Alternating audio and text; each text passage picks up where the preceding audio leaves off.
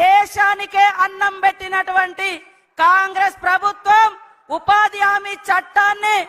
అమల్లోకి తీసుకొచ్చిన రోజు ఈ ఉపాధి హామీ చట్టం అమ్మ సోనియమ్మ గారు, మన్మోహన్ సింగ్ గారు మరి ఆ రోజు కాంగ్రెస్ ప్రభుత్వంలో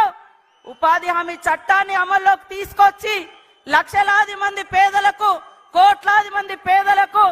కూడు గూడు దొరికే విధంగా ఇవాళ ఊళ్ళల్లో సీసీ రోడ్లైనా, శ్మశాన వాటికలైనా, క్రీడా ప్రాంగణాలైనా, రైతు వేదికలైనా